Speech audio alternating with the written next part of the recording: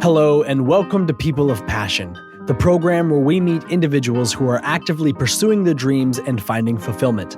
I'm your host, Josh Ellison, and today we have artist Eric Drummond in the studio to share his passion with us. So, Eric, I want to welcome you to the first episode of People of Passion. I'm very flattered to be here. I'm nervous, but I'm also very excited. That's right. We're just having a conversation here. Sweet. Yeah. So, your thing is art. Yeah. Go in a bit of detail about what kind of art you're into right now. Oh, I mean, it's hard to go into what I'm into now without referencing what I think ever since I was a kid, I was drawing. Yeah, start at the beginning. At the beginning, yeah. In the beginning. My older brother drew a lot, and he drew like animals and things like that. And so I think I kind of got into it because of him. And I love drawing like superheroes and like Pokemon and like the typical stuff that you were drawing as like an early 90s kid. You know what I mean? Mm-hmm. And after a while, the common theme I remember through all the things that I was drawing was that I was drawing people like physical things that you could look at. And it wasn't until my grandfather, who's Italian, he gave me a book on Michelangelo, and I was like, oh my God, there's people that made this stuff, because as a kid, and you like when you're a kid and you're into art, you always hear like the Ninja Turtle names, like Leonardo, Raphael, Donatello, yeah. And you're just like, oh yeah, they were artists in the past, and you never really look at what they did. But then I was shown it because of my grandfather, the wonderful man that he is. And I was blown away. Like seeing like a photo of the statue of David, I was just like, I don't know why it clicked in my head, but I was like, this is the coolest thing ever.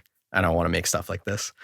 And so ever since I was about 14, I made it a personal goal of mine, because ever since I got that book, I would research these artists and what they did, how they trained, where they trained. And the common thread with the artists that I really liked, like Leonardo and Michelangelo, is that they trained and learned in Florence. And so I made it a goal for myself at 14. I was like, I'm going to learn art in Florence.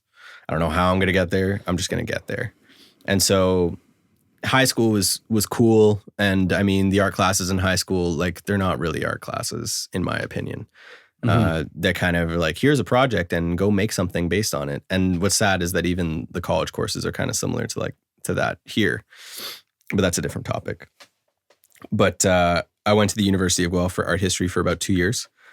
Because I love art history as well. I love reading about history in general. You can find so many parallels between what happens now and what happened then. And I think those are such, when people say history repeats itself, it's such a true thing. And so I studied art history at the University of Guelph for 2 years. And then I went to, I did a studio course at Fanshawe. And I then had a portfolio to apply to the Florence Academy of Art. And I think we were 32 students that got accepted that year, and I was one of them. And wow. I remember, I flipped out when I got the email in like February, and nobody was home. I was home alone. And I like jumped out of my bed, and I was like running around the house, and I was like, there's nobody I can tell right now. And so I like, at that point too, I was like sitting in my bed, and I was texting a couple of my friends in a group chat. And I sent them the email, and I was like, holy shit, this is happening. And so, it was one of the happiest days of my life. And my parents, I think any parent that has a child that is like, I want to be an artist, they're just like, huh, amazing. Yeah. What are we going to do with this, And I think I'm really lucky in terms of having such a great family that supported me and wanted me to try and to do this, and I think it came through also like my dad's from Portugal and my mom's Italian. So I think it came through the cultures that I was raised in as well. So, yeah. Is your family artistic? No. I mean, like, yes and no. Like I know my grandmother on my dad's side, I didn't know her very well. On my dad's side, she was a seamstress and she made all her own dresses. And to me, that's very creative and that's very artistic. And then my dad told me he liked to draw a bit when he was a kid. And I think most kids, they draw, they do some form of drawing and stuff like that as a form of like brainstorming or putting things down on paper, and then they transfer that into other outlets and mediums. But no, my mom never drew.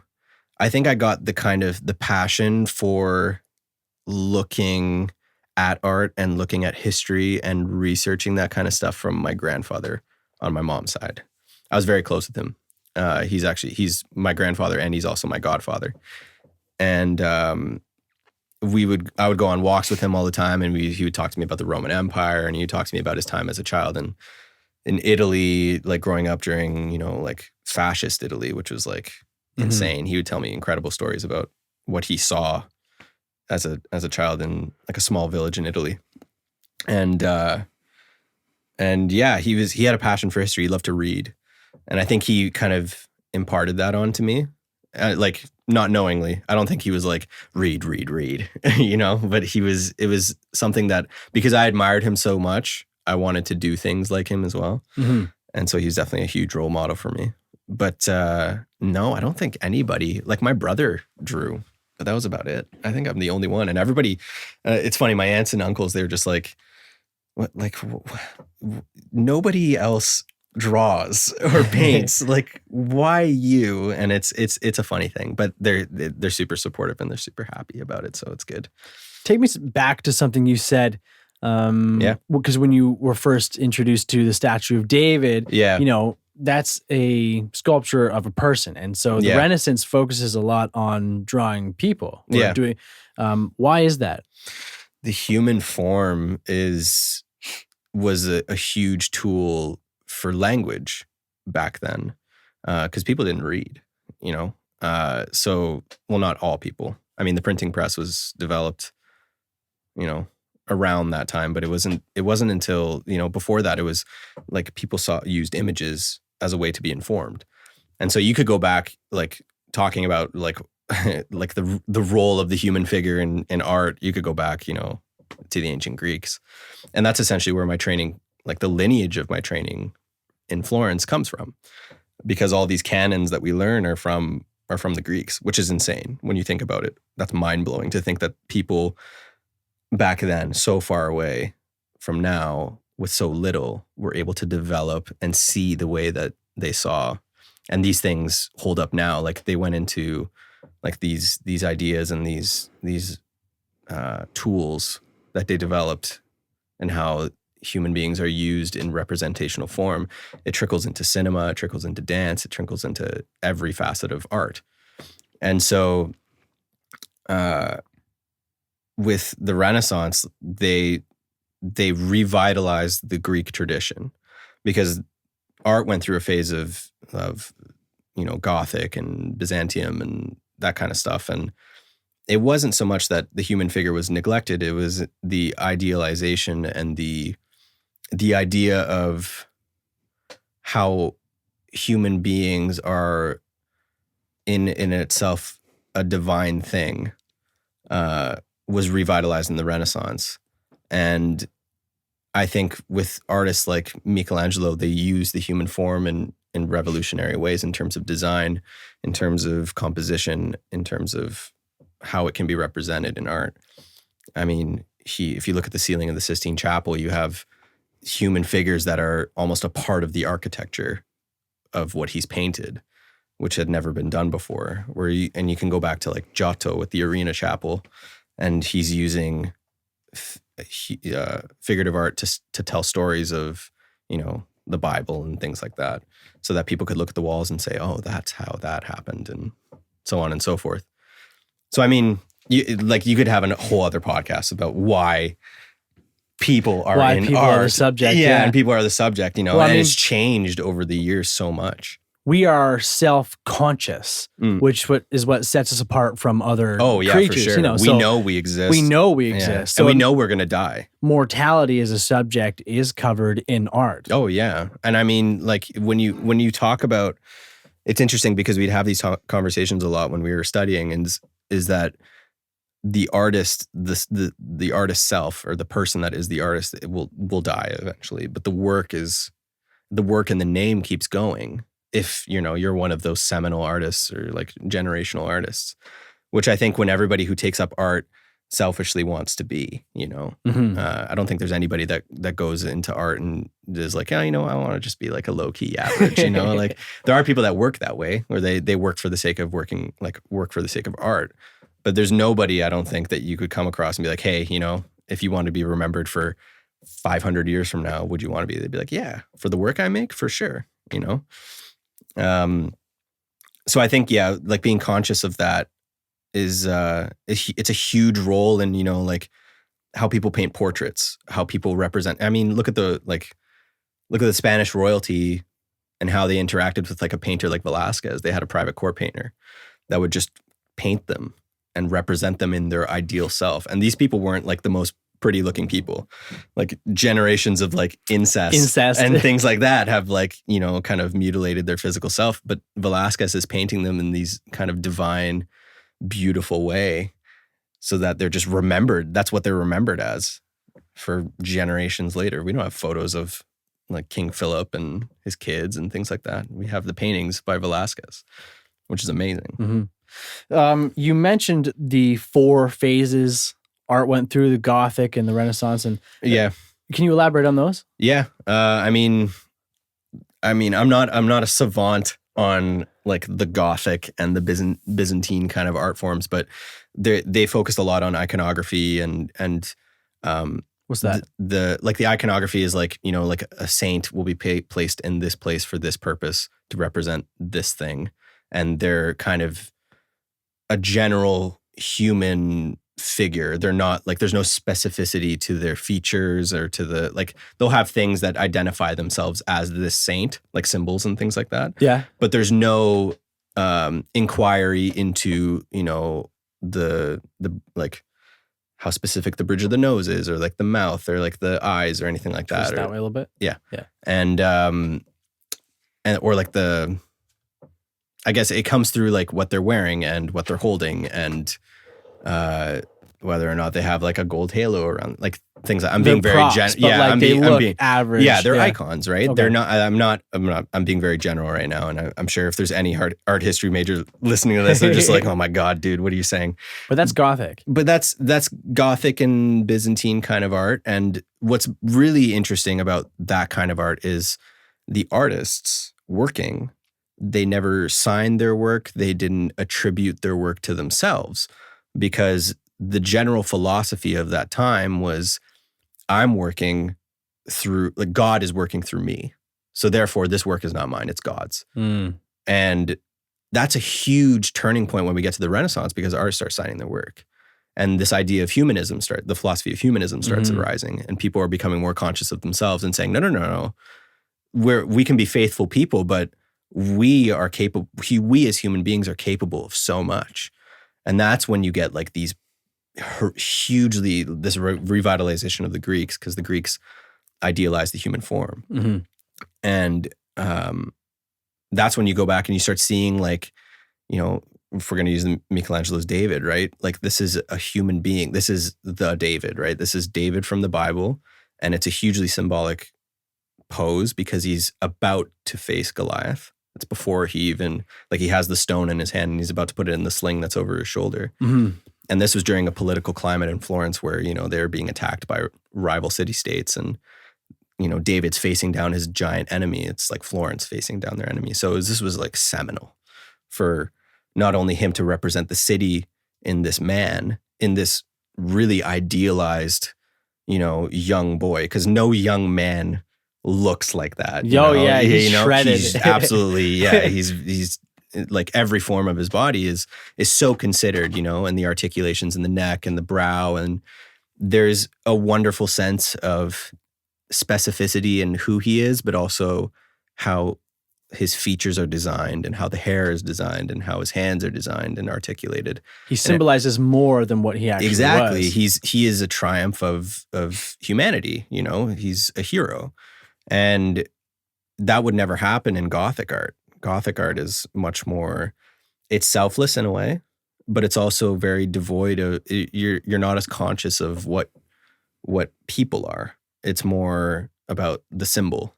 It's not about the person.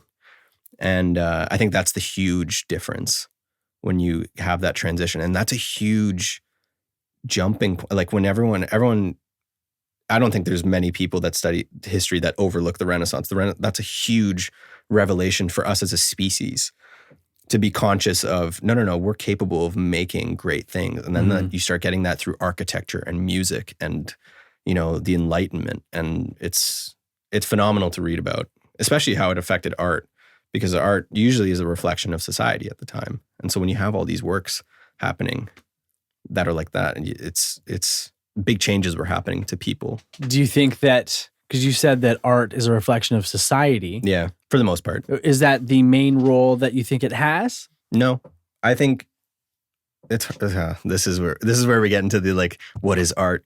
Yeah, topic. And this topic is so hard to.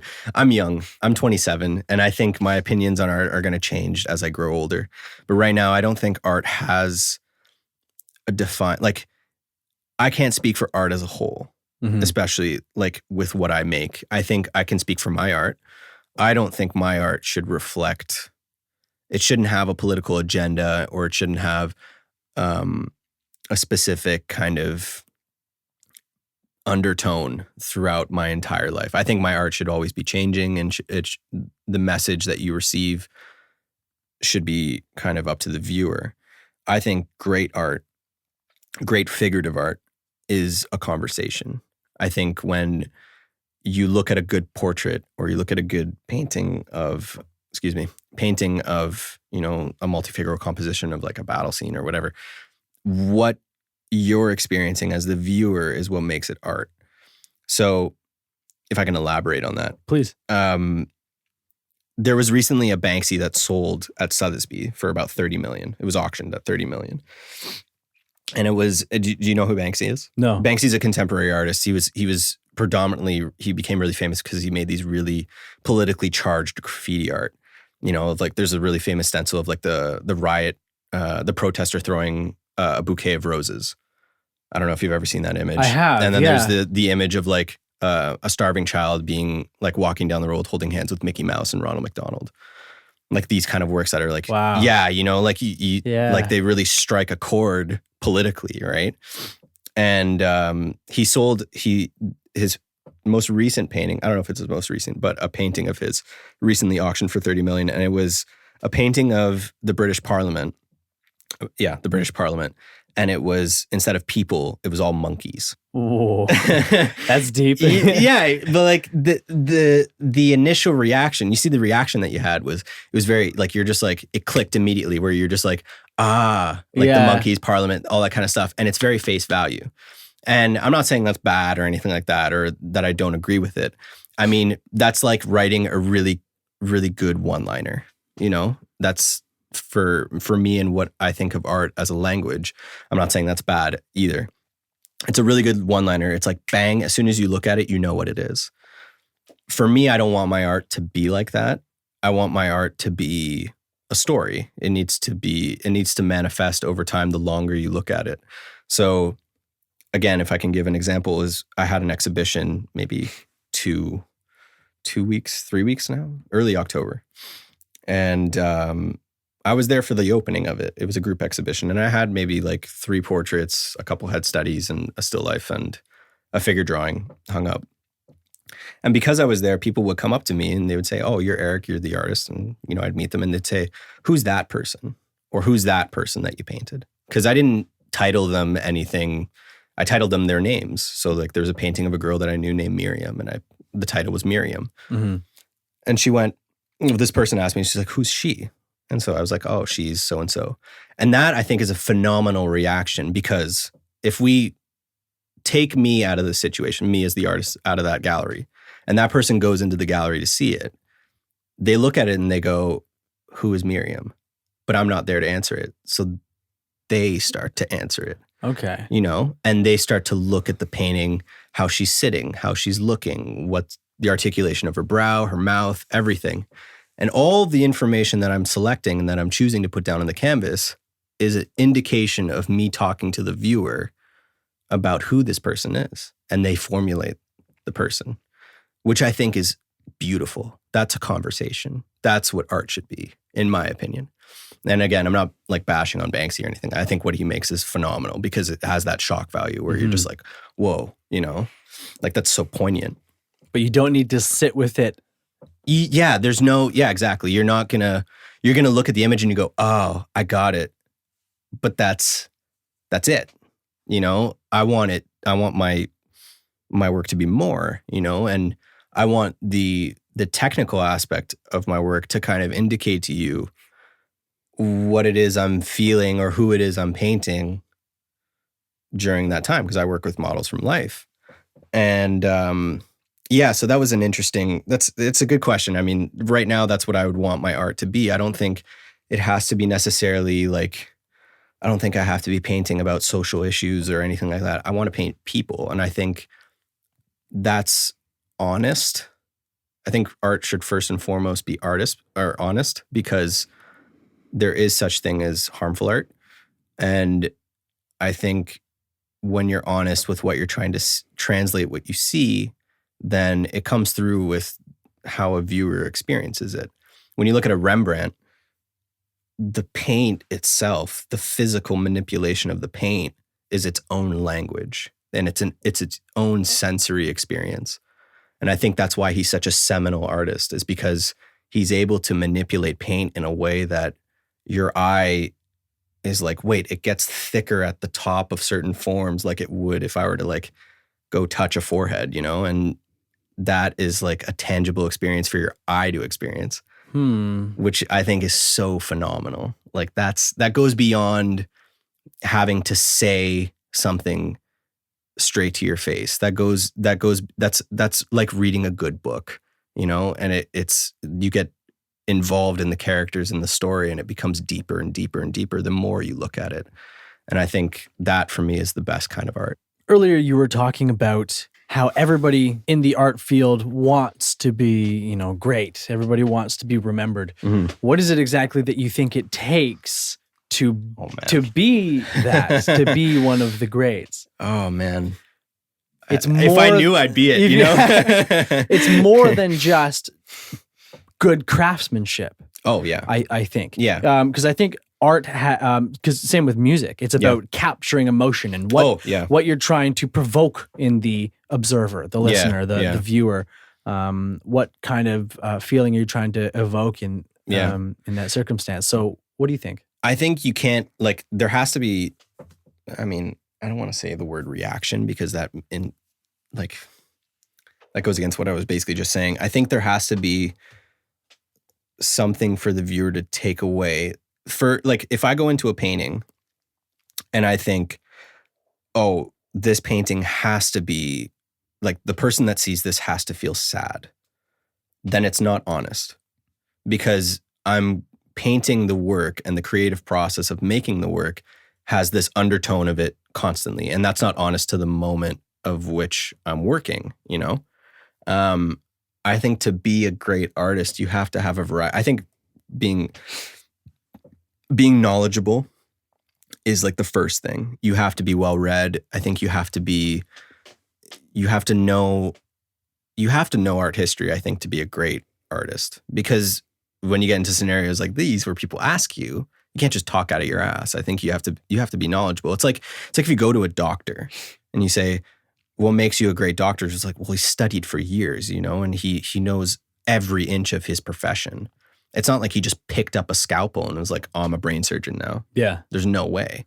I think you have to be, in art, it shouldn't be any different than any other discipline. I think, like, when you look at the French academies in the 19th century under Jerome, this is where the Florence Academy, like, directly, our lineage directly comes from them. When you look at them, artists used to go to school for 9 years, which is longer than lawyers. Mm-hmm. That's how, like, seriously the profession was taken, and obviously with modernism and everything that comes in afterwards, those things changed. But I mean, a lot of great artists that we look at in the 20th century, like Pablo Picasso, he went to academies. Salvador Dali, he went to academies to learn and to train. So I think you need a fundamental training as well. You need education, and you need to have, everyone talks about like this creative influence or creative like ingenuity that you need to have. I don't think you need to make work that is like outlandishly different.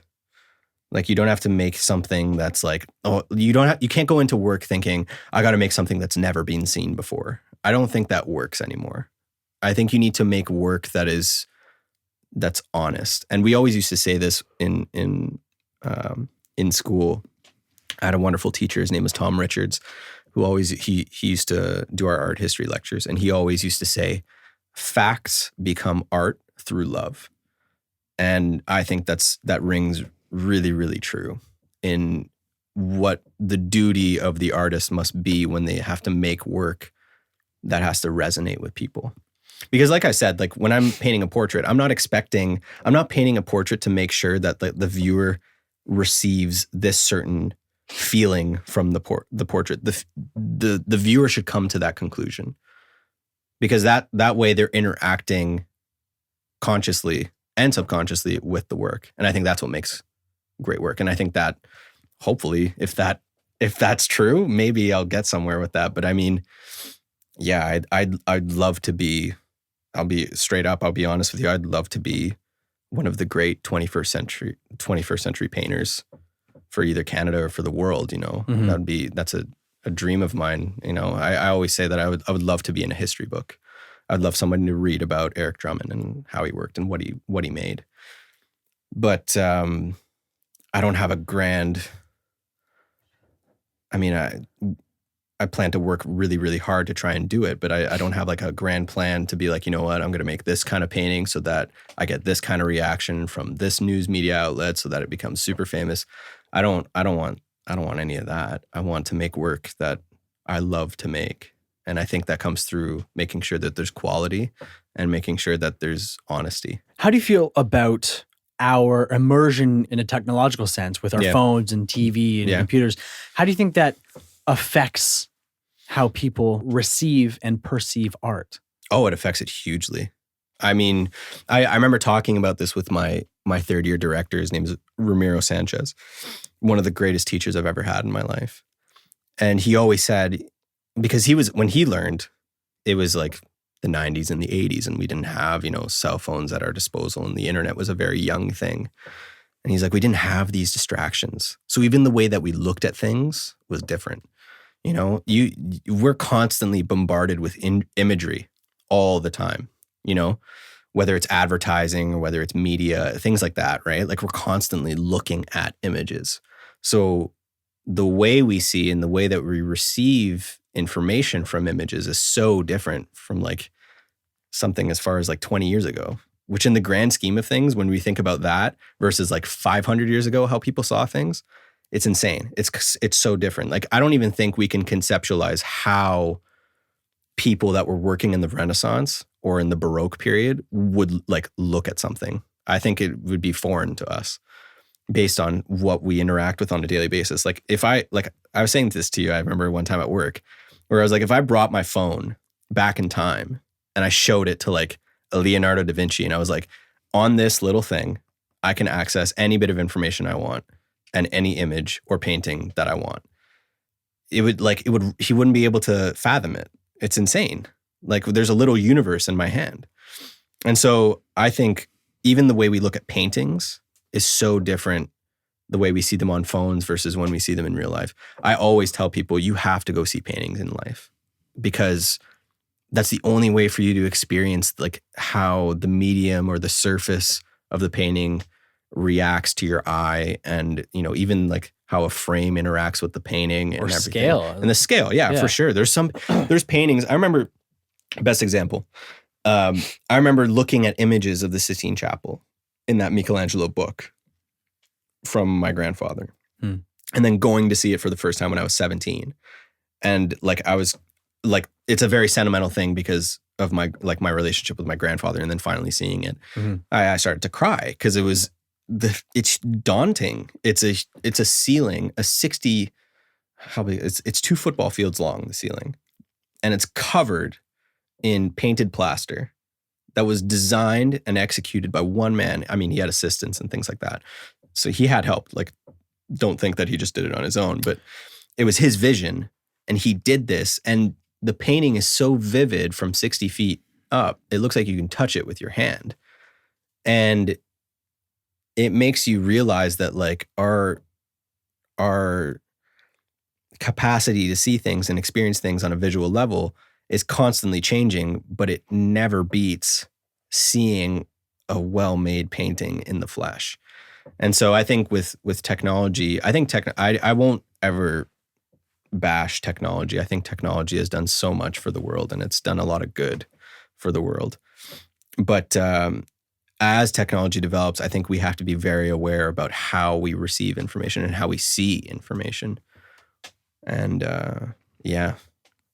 that's what I got. That's what I got for that. I hope that was good enough. Michelangelo had assistants. Yeah. So what I thought is that he painted all of it. Right. But you're saying that other people painted it as well as him, but he designed the blueprint for what he wants to have. Yeah. So the Pope commissioned him to paint the Sistine Chapel, the ceiling, on the advice of a rival of his. In an attempt, the rival was attempting to sabotage his reputation because Michelangelo he didn't consider himself a painter. He had learned how to paint, but he was a sculptor. So he took the commission, and initially the commission was supposed to be 12 apostles, giant-sized apostles across the ceiling. And Michelangelo wasn't really happy with the design, and he said, this is boring. This is something that I wouldn't want to paint, which I can totally sympathize with, because when you're given something that you have to paint and you don't want to do it, it's agonizing. And so he came up with this new design of, what the Sistine Chapel is now, right? It's over 300 figures on the ceiling, which is insane. And so the Pope okayed it. He was like, all right. And obviously the Pope didn't expect it to take 4 years to do, but I mean, it was finished. But he had people working for him because the method that he painted in was called buon fresco. And buon fresco is painting into wet plaster. So it's a very complicated process, and you have to be very efficient when you paint. You have to kind of chip away the initial layer of plaster that's already on the ceiling, reapply a fresh layer that would suit a day's work. So you're kind of puzzle piecing the whole painting together, which is so challenging because not only does he not have the ability to kind of step back and look at the scale and if there's any distortions, but you're not painting with any sort of sense of the whole. You're kind of just hoping these pieces it just comes to fruition by the end of it. But he was an unbelievable draftsman and a great thinker, so he was able to plan it out properly. But he needed assistance to mix plaster on the fly and to mix his pigments and paints on the fly and paint the kind of broader areas that didn't require, like sky or exactly, like architecture, things like that, so that he could focus on like the figures and the more important focal areas. But he was very clever because he would fire his assistants and rehire new ones all the time. So there was no possible way of attribution. It was just solely him. So like he was also a bit of a shithead that way. But I mean, he did it. Yeah, he pushed the vision. He for designed it. If you were to talk about like the percentage of where it was like 80% of it is his. And he wasn't a fresco. Like fresco itself is like its own art form. Like it's its own painting method. Like I learned to oil paint. Like people would go to school to learn how to fresco paint. And it's really challenging because you're working under the constraints of time and weather. Keep in mind, they didn't have like ventilation systems back then. So imagine working in like Italy gets cold. People think that Italy gets cold in the winter. Imagine working in the winter, like with like these open windows and like candle smoke, and you're trying to do this massive work, and he never laid on his back. That's a myth as well. That's a huge like. It was all standing. Yeah, he was standing up. straight up. So his body changed because of how much there was a guy that on the BBC I watched in a documentary about Michelangelo. He tried to do like a section like in the same method, painting the same way, and he needed a chiropractor every so often or a physiotherapist to realign his neck and back because it's just so much looking up. Yeah. Wow. Yeah. Wow, that's intense. It's very intense. But when you're doing what you love like that, yeah.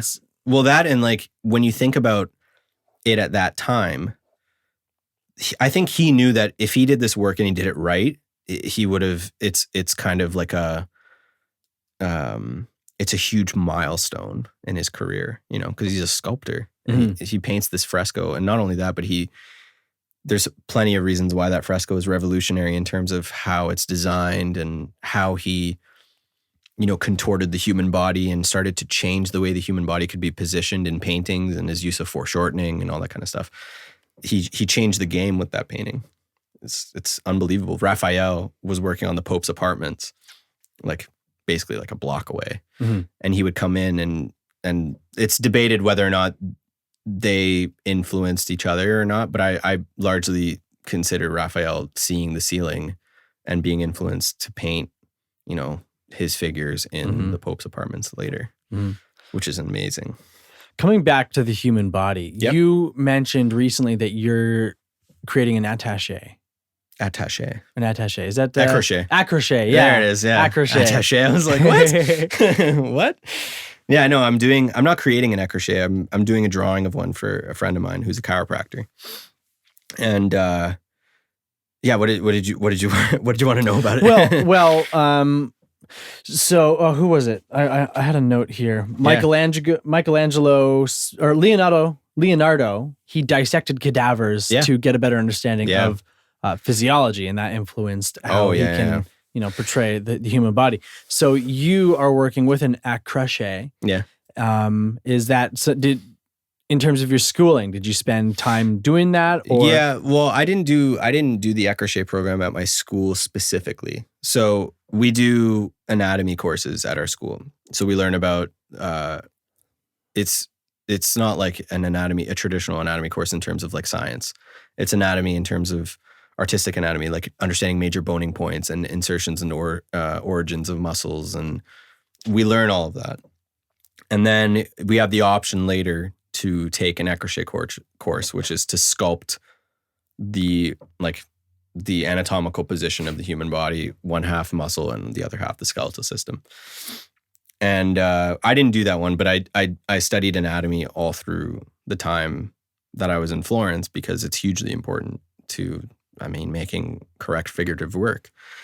And now I'm doing this drawing for my friend of mine, and it's kind of challenging because I have a model sit for like the lighting and the contour and understanding the structure, and then I have anatomical books to reference for the muscle fibers and everything, the striations and everything. And so with Leonardo, he used to dissect cadavers, and that was hugely frowned upon. You didn't do that back then. It was sacrilege. And he used to dissect cadavers and do anatomical drawings. And those anatomical drawings are still used by doctors today because that's how accurate they were. Oh, okay. Yeah, which is unbelievable.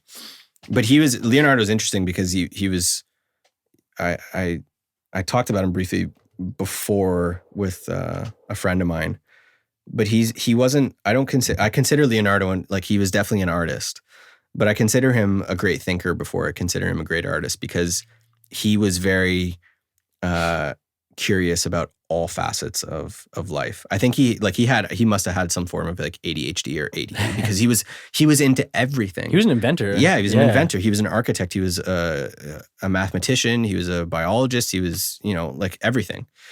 And a phenomenal painter as well to boot, right? This guy could do it all. But I think he's the way he drew suited what he was trying to observe. And so he drew really beautifully because I think he saw really beautifully. And so I think he's an example of how beautifully we can think, not just how beautifully we can paint or how beautifully we can draw, but how splendid we can think. Like he has this drawing of a baby in a womb, and the womb is opened up and the baby's just kind of like there to show like how suspended, it would be. Yeah. And it's just like, that's a phenomenal depiction of a baby in a womb instead of like the stereotypical like profile of like the womb and then the baby like drawn in. And it's just, to think beautifully. That's what Leonardo is. I want to talk about your time in Florence. So you went to Florence for schooling. Yeah. Why do you think that Florence was chosen for an art academy? Because the city is so artistic. Yeah. So why do you think the academy's there? Yeah.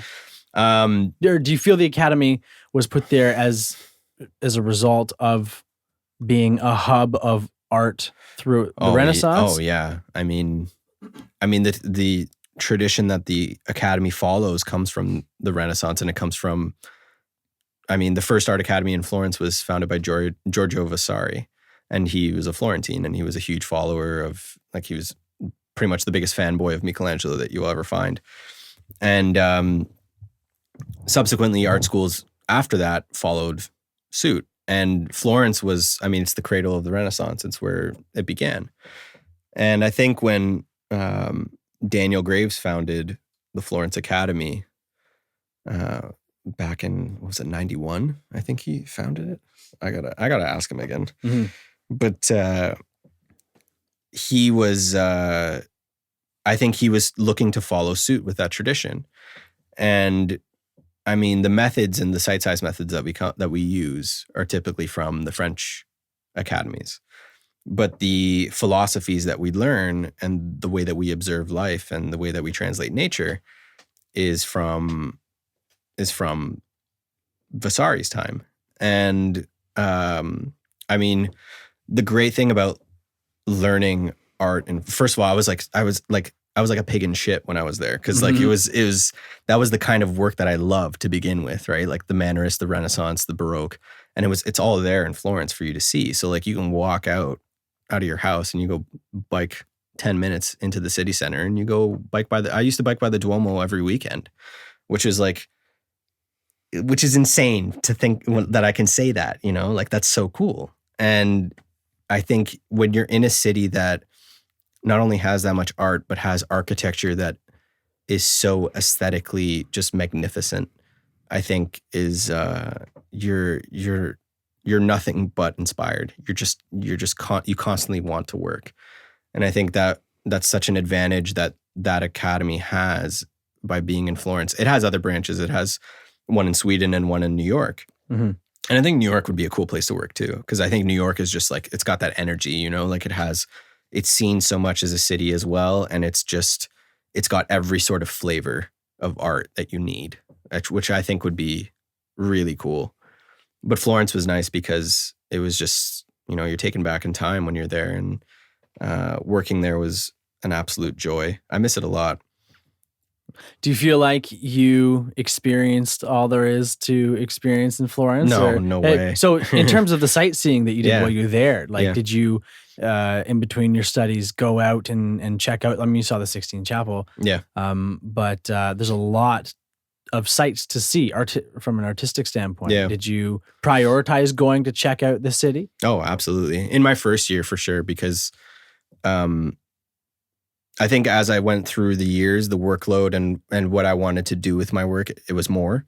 So I was in the studio more as I went on. But in my first year, I think I was in a museum every weekend, or I was out in the piazzas sketching or drawing people walking by, or sketching statues and things like that.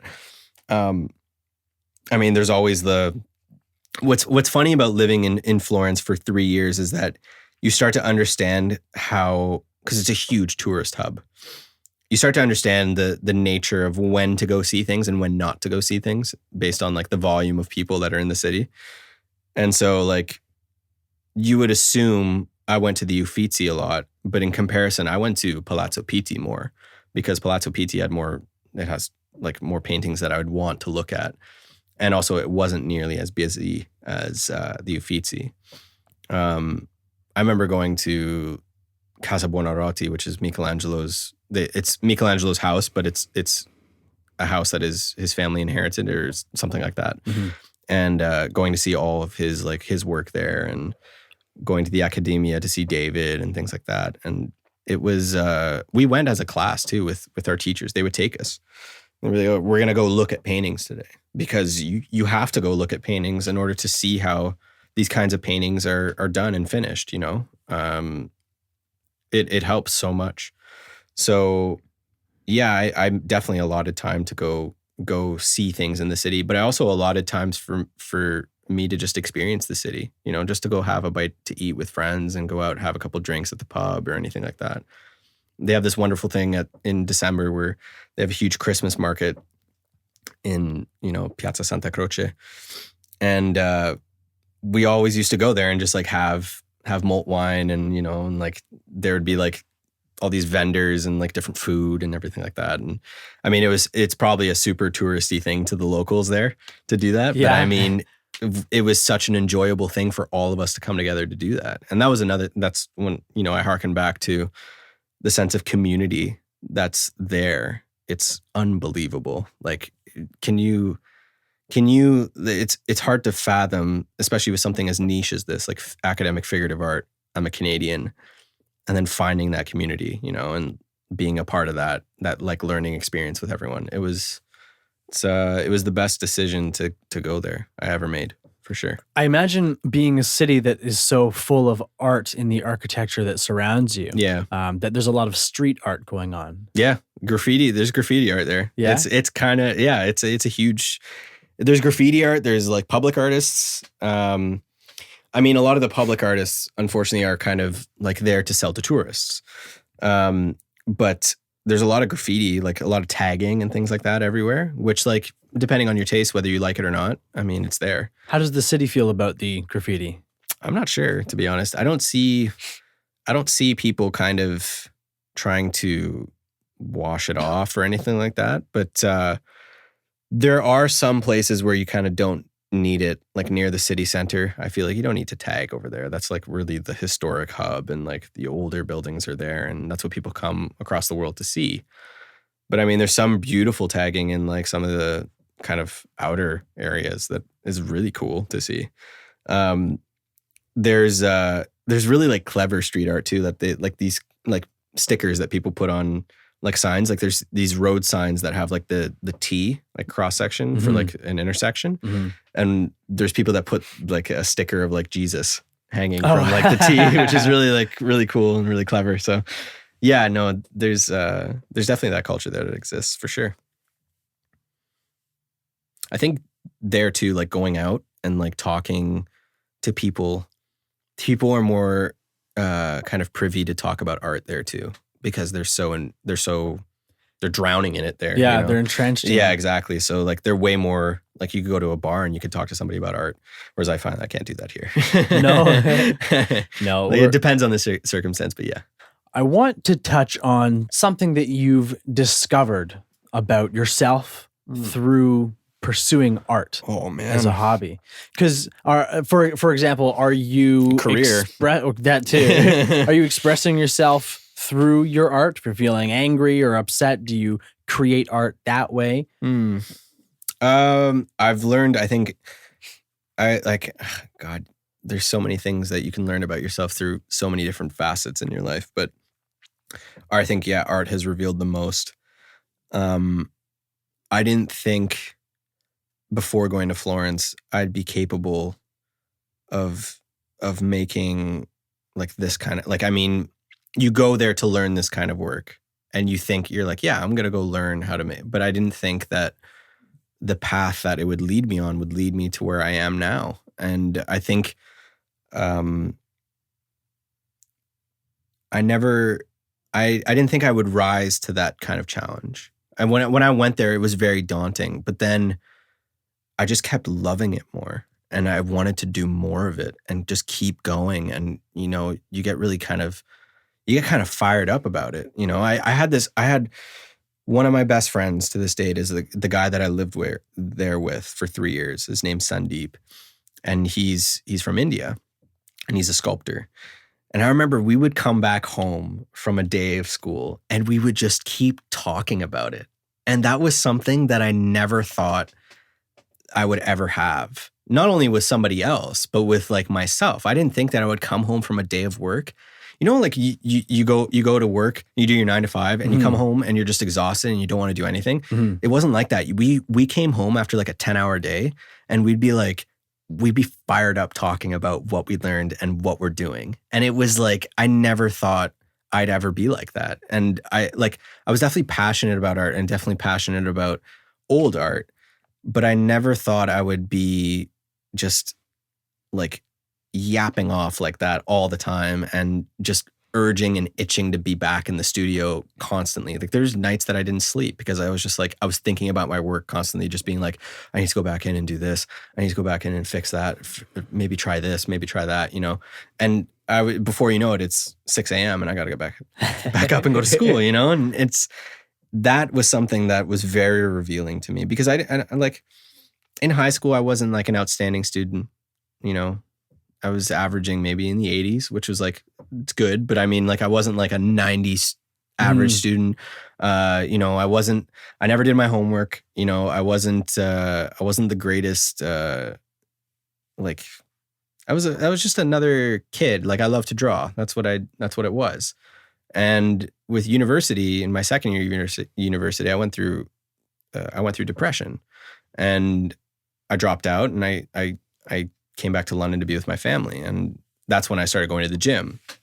And I think that's the other area of my life that I found revealed a lot about myself, is that the gym revealed that a lot about me too. But that how hard I'm willing to work for something that I want is something that I'm starting to discover about myself, and how capable I think I can be about what I want to achieve.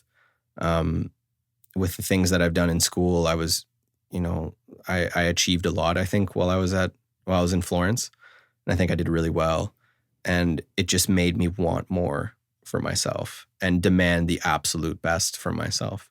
And I have role models that now that I look to, and they were my role models as a kid, but I'm starting to understand why they're my role models now. In both my family and both artistically, in sports, I have role models. I love Michael Jordan. Michael Jordan was my hero when I was a kid. Mm-hmm. And I'm starting to understand why I loved him, because he would bleed on the court to win, and he was insatiable with his desire to be successful and to succeed in whatever he was doing and to do the best he could. You can think whatever you want with him. I mean, like, he gambled, he drank, blah, blah, blah. But when it came down to entering and getting on the court, he was a lion, And I think I don't see that with art necessarily, but I see that wanting to make the best work that I can, you have to think that way as well. You have to be very critical with yourself, and you have to be very, very tenacious and hungry for making work and being self-motivated.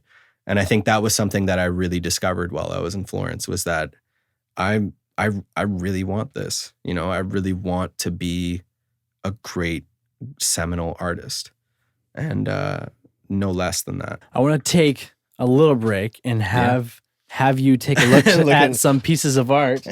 All right. So what I have here, it's a brand new looking phone. at a painting still on a phone. Yeah. Speaking of technology, can't capture the the feeling of looking at it in life. Yeah. All right. Take a look at this guy there. Yeah. Is that a Pollock or is that not a Pollock? Oh, geez, you're putting me out of my comfort zone by doing this. Because you're not that into abstract. No. I mean, I've read about Pollock a bit, but I read about like who he was as a person. It's really tragic. But the painting, is it a Pollock or is it not a Pollock? I don't think this is. No. Why is that?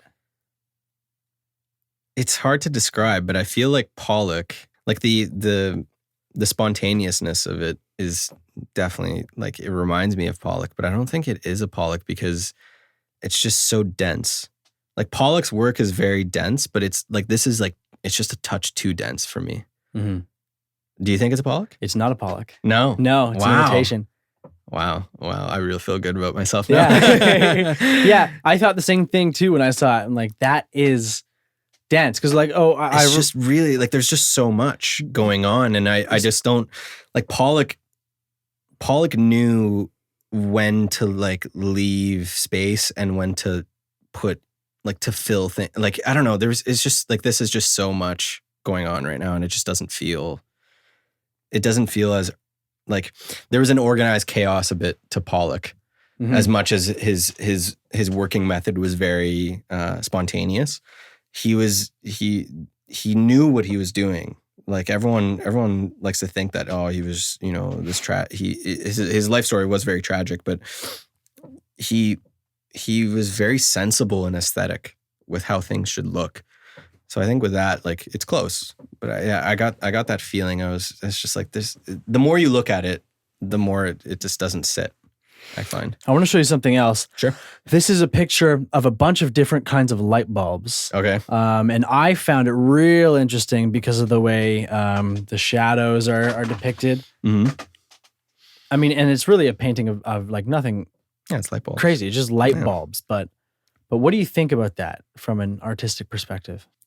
I mean, if I can be honest, it's light bulbs. Yeah. I don't connect with light bulbs. You know what I mean? But I can see aesthetically, like in terms of how they're organizing the negative spaces between everything. And There's a lot of negative space. It's very organized, and there's a meticulousness in how things are spaced out between each other. Technically speaking, the application of paint and maybe the way things are drawn aren't quite the strongest. I mean, it's a bit wonky. But no, I appreciate the composition is interesting. It's really well thought out. I'll show you now.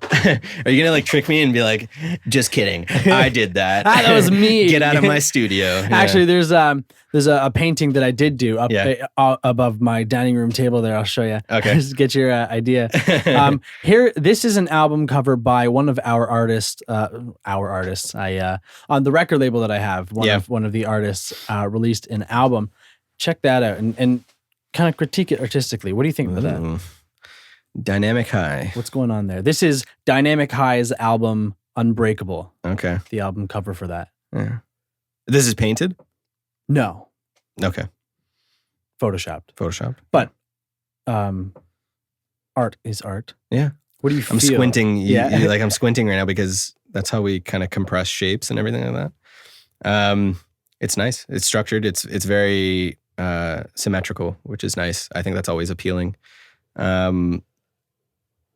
don't know if I would have used I don't think I would have kept it so monochromatic in terms of the color palette, but I understand why. I like the light shining between his neck and his shoulders.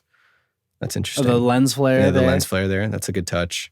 But the edges along the figure, I think I wouldn't have made so saturated, I guess, with orange. Mm-hmm. But I think aesthetically it's nice. Is that their first album? It's his first album, yeah. Yeah. It's also like album covers don't really matter too much. They're just this little thing. It's subjective, man. Yeah, it's art, man. Oh my God, people say that. Okay, so I found something real interesting when I was doing research. Yep. And I'm not sure how to pronounce this word. Go ahead. Sfumato. You've been reading about Leonardo. I have been reading about Leonardo. So what do you know about that? Sfumato is a painting technique that he largely pioneered, and it essentially correlates to the term fumo in Italian, which means smoke, and it's essentially to say that the image has a smoky or hazy feel to it. And that doesn't mean that it looks like you're looking through smoke at the image. It means that the transitions between values are so seamless that it looks like it's kind of been glazed over so effortlessly with kind of a smoky feel. And so Leonardo pioneers this because it's an incredible technical technique. Wow. Jesus.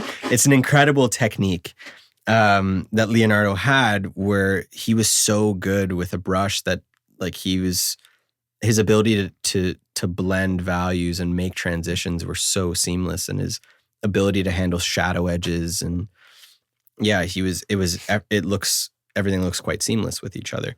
And so to provide an example, if you look at for everyone that that knows of Leonardo, he painted the Mona Lisa, right? And so if you look at the way that Mona Lisa's face looks, the relationship between dark to light and how all the values between that changes like seamlessly from one form to the other. And he still holds the integrity of like the structure and the anatomy beneath the surface as well, which is phenomenal. He was I think my favorite, like the Mona Lisa itself, the portrait I don't go crazy over, but the hands in that painting are just absolutely sublime. Everybody focuses on the face. Yeah, the hands on that painting are just like he has the one overlapping the other, and because he's so good at drawing and knowing structure, he even like is able to articulate like the bulging of the form between the thumb and the index finger when you press them together over a surface. So like when you have your hand resting over your arm like that, The way that form kind of bulges up. I It's unbelievable. When you go and look at that painting again, look at it. It's so good. Wow. Like, he's really, really good. Yeah. And is that something that you've practiced? Yeah, like we try to. I mean, hands are, if you're painting a portrait with hands, another thing about that portrait too is that the hands don't dominate. The focus is very much on the face, right? When you're painting a portrait with hands, it's the first thing that you have to focus on is making sure that the structure, it works. People tend to make either hands way too big or way too small. And you usually, initially when you're painting, you want to make them a bit too big, because if you make them too small, it's really hard to change. And also it just really looks off when people's hands are too small in a painting, more so than when they're too big. And so the hands are tricky when you're painting a portrait, because there's a lot of information. When you look at anything, when your eye looks at anything, it tends to just focus on detail. It wants to find details. And so we as artists have to translate and not put everything that we see down on the canvas, or else it'll dominate what your eye looks at. And that comes through values, detail, color, edges, everything. So hands have to be quite simplified and effectively painted so that structurally they make sense. Beautifully articulate, because hands are such an expressive part of like ourselves. We usually, as much as we make the stereotype joke of the Italians talking with their hands and everything, everyone talks with their hands. Everyone gestures with their hands. If you look at Leonardo's painting of the Last Supper and you look at how the hands are articulated, those are Italian people. Like there's guys going like this and like gesturing this way, like those are guys that, and he literally did this to study for that painting. He would go on the street and he would draw people talking to each other so that he would get the dynamic of people being at a dinner table. And so like all these people are gesturing with their hands, and the hands actually guide your eye through the painting. It's phenomenal. And when you're painting a portrait with hands, you don't want everything, you want the hands to be the secondary focus aside from the face. And so when you look at like a painting by a really great portrait artist is John Singer Sargent. And he was born in Florence, but he's American. And his ability to paint, he's a very brushy painter. So you see a lot of the strokes, and well, he wants you to see all the strokes. He's actually a very meticulous painter. He just comes across, his aesthetic allowed him to look the other way. But the way he painted hands is insane. Like some of the hands that he would paint, it looked like it was just a couple marks. And it's just a hand, and your eye recognizes it as a hand and it puts it together. And again, that's another form of conversation in art, right? So when your eye puts things together like that, it's like it's playing great. with space. Like we've all seen the picture where there's like just angles that outline the corners of a triangle, and our mind says that's triangle right Exactly, there. yeah. Or like when you first learn to draw in perspective, right? And you draw like a pyramid, and you're drawing lines on a 2D surface, but like your eye puts it together as like, oh wait, this thing has multiple sides. That happens even in line, in the way that we don't have to draw every line that we see or every contour that we see. Your eye can put it together. So if I'm like, let's say I'm drawing the fold of your eyelid, and I'll put like one indication here and then one indication here, your eye will put it together and be like, oh, and then that's something, as much as that sounds really like small and kind of like quaint, it's a beautiful sensation for your eye to experience, because you're interacting with the painting at that point.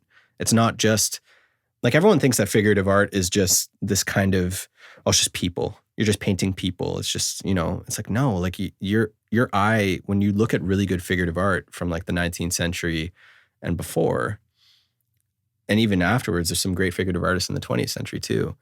If they're not giving you everything that you see, so your mind is doing a lot of the work putting the image together. The artist is just giving you the tools to do it by providing the image. And it's beautiful, because it's another way, like in a way, it's another way that humans are relating and socializing with each other, because we relate to each other the most out of any other creature on the planet. Like we socialize with each other so much. We're social creatures. And so when you see paintings of people and your eye is actively experiencing these little kind of sensations as it's looking through you feel like you're getting to know a person, which is cool. Mhm. I think that's phenomenal. So I want you to try to outline the steps for developing the skill Oh, shit. artistry.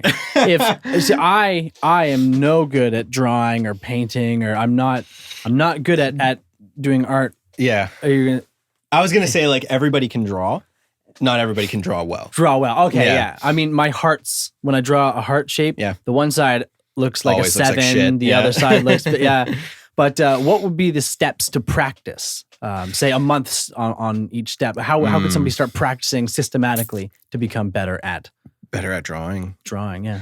I mean, it's like anything you do, right? You just have to keep at it. Like, how do you get better at piano is you keep practicing your scales. But you practice scales and not practicing whole songs. Right. So what would the equivalent be? With drawing for us, I mean, it's hard for like the everyday folk to do this because like you can't just go and get a model to sit for you and, is you do pencil drawings.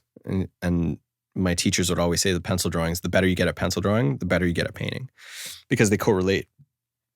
And pencil drawing, the way we do pencil drawing is because pencils can only go so dark when you apply them on, and then the paper starts getting shiny with like graphite and stuff like that.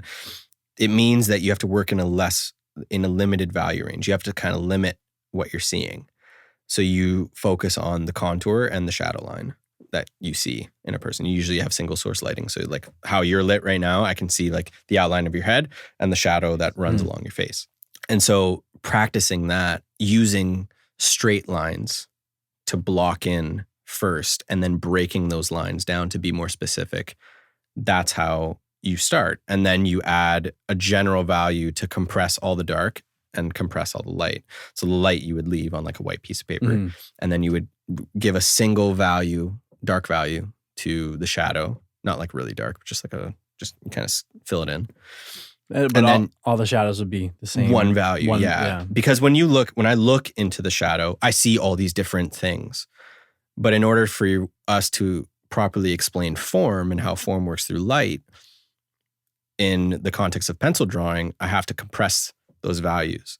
So there's no way, and this is like a whole other topic, but there's no way that we as people can look at nature and copy every single value that we see through either drawing or painting, especially through drawing because it's black and white, but through painting, there's no way that I can go on my palette and mix up every single kind of green that I see in nature. It's impossible.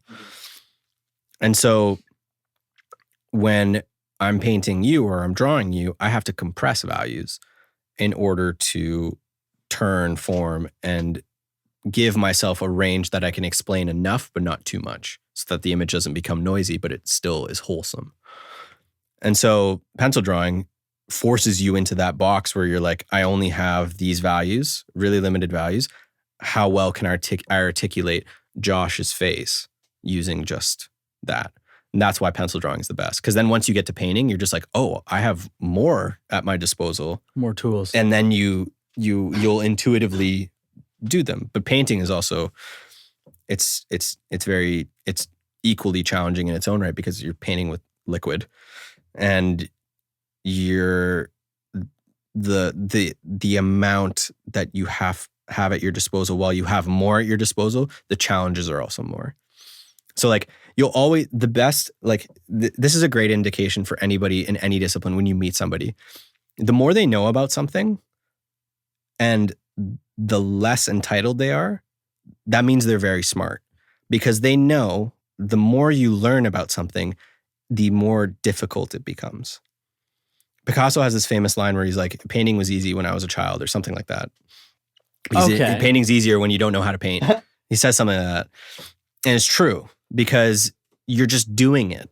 You're not conscious of, I have to make sure that edge isn't too sharp so that it doesn't detract away from like that edge. Or, you know what I mean? Like there's so many more variables that start to arise when you start painting because you're not only handling values, you're handling edges, you're handling the structure of the drawing, you're handling chroma now. Color is its own universe as well when you start handling paint. And so, like your values, you still have to compress your shadows and add the right amount of variety in the light so that things are like, that's why paintings look like paintings too. You know, like a Rembrandt, like when you look at a Rembrandt portrait, it's not like it's a photo. It's a painting of a person. It's a translation. It's not a factual, like I'm painting every pore, I'm doing no, because that's just noise, right? That's like a really good guitar solo, but it's not a song. Right. You know what I mean? It's not a symphony. Right. And this kind of gets into the topic of like how people feel about hyperrealism. And like people that take these HD photos and they blow them up and then they make these giant drawings of like people with like, and you see every nose hair and every pore and their skin and things like that. That is like, that's its own art form for sure. I agree. But for me, there's no conscious choice when you're drawing like that. You're just going one for one. You're not saying, if I do this shape here, will that articulate your zygomatic bone properly? Or if I articulate this shadow edge, what kind of effect will that give me? Is that something that I want to represent in my painting? You know, us as artists, our role is to translate nature in what we think is the most beautiful way. It's not one for one. I'm not copying. I'm not a printer, you know? Mm-hmm. My teacher always used to say, you know, if you're trying to go one for one with everything, you're running 5,000 miles in the wrong direction. And yeah. And then he's like, you have to actively let your eye experience things and, you know, and squint so that you can, like when you squint, you compress things. The lights become more vivid, the shadows become darker, you know? Mm-hmm. And paint, you're not an impressionist painter, but you're painting the impression in a way. And that's something that allows the viewer to experience and be an active participant when looking at paintings. So it's not to say that like painting from photos is bad or like, you know, being a hyperrealist is bad. It's not about that. It's just about, in the end, what is the image? How does the image speak, you know? And is that why you attach more to realism as opposed to abstract art? Oh yeah, for sure. I find like it's just more relatable for me. I like looking at paintings of things. Like I like looking at paintings of landscapes and paintings of people because I'm curious about people. Like I love, you know, like when you go to the bar and you people watch. Yeah. Everyone loves people watching, right? Because we love watching how people behave. And I think that came from my brother. My brother is autistic. And so growing up with a brother that's autistic and seeing how he behaves in contrast to how, you know, how me or you behave, it's very different.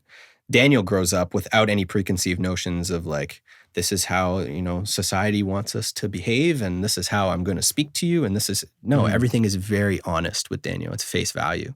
And it comes through emotion and it comes through feeling. And so I think that's why I'm so curious as to why I like observing people and painting people is I attribute it to him.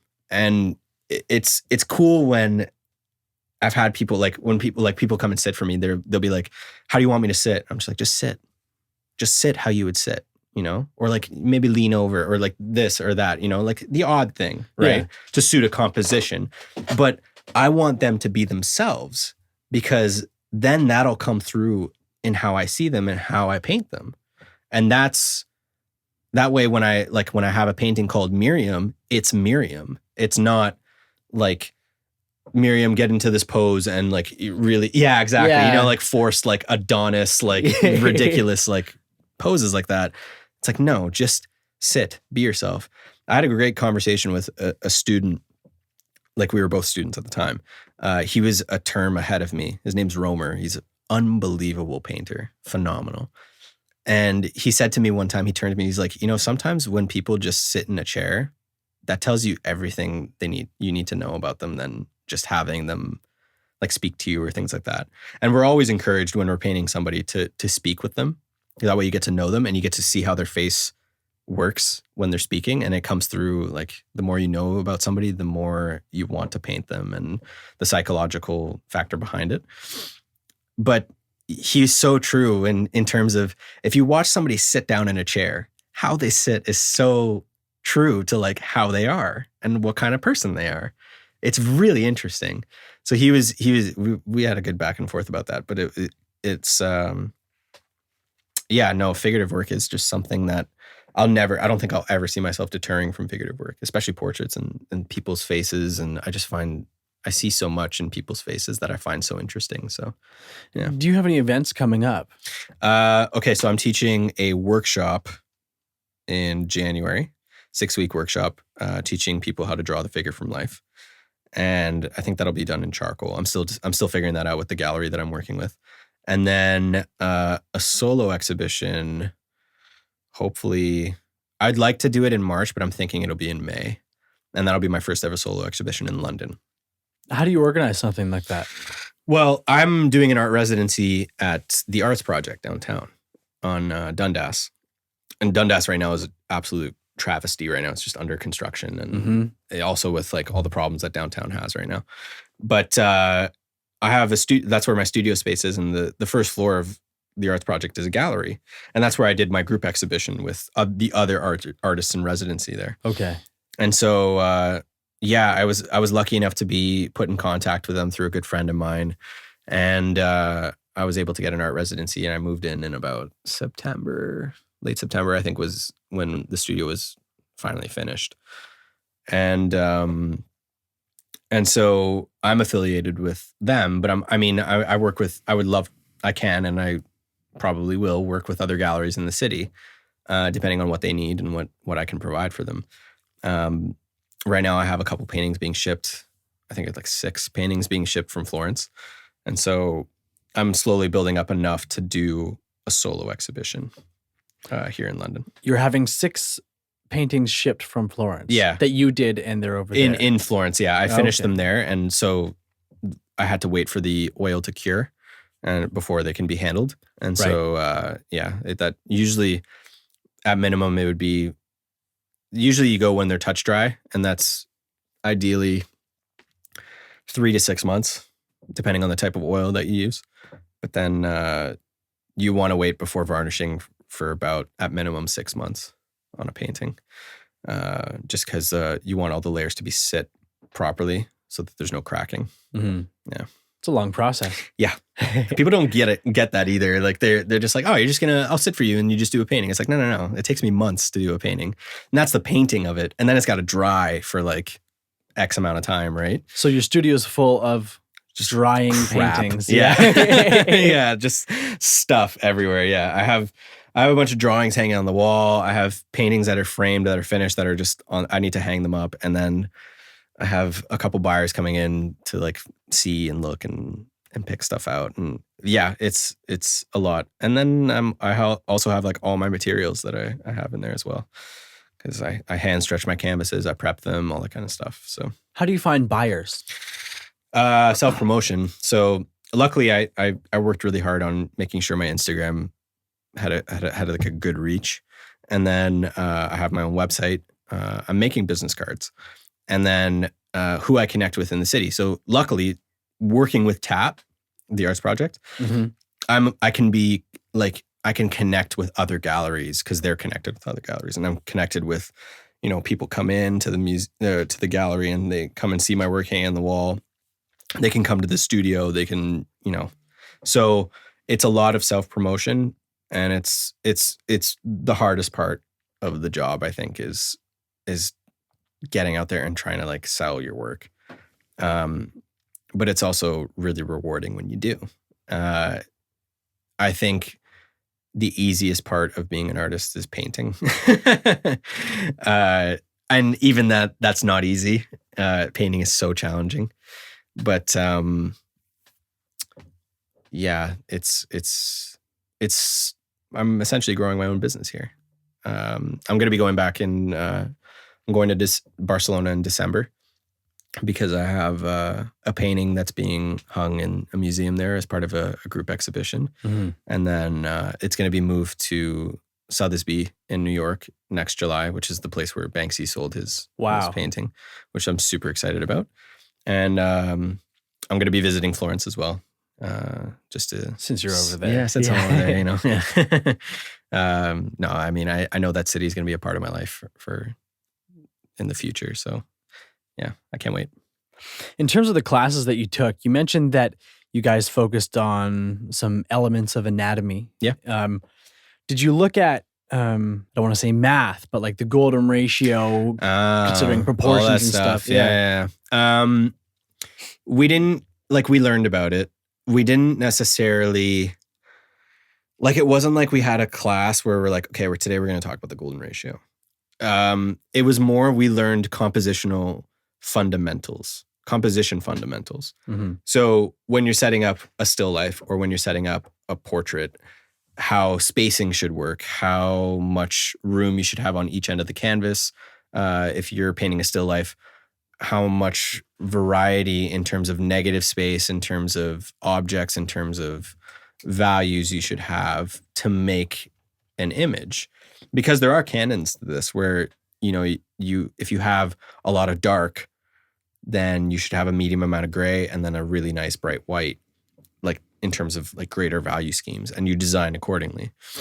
And then understanding philosophies of like tension between objects. So like an object that is objects that are really close to each other but aren't quite touching, like it provides a lot of tension to the eye. Mm-hmm. Or like not having objects in your still life that are all the same height, because then that's not natural. That's very forced.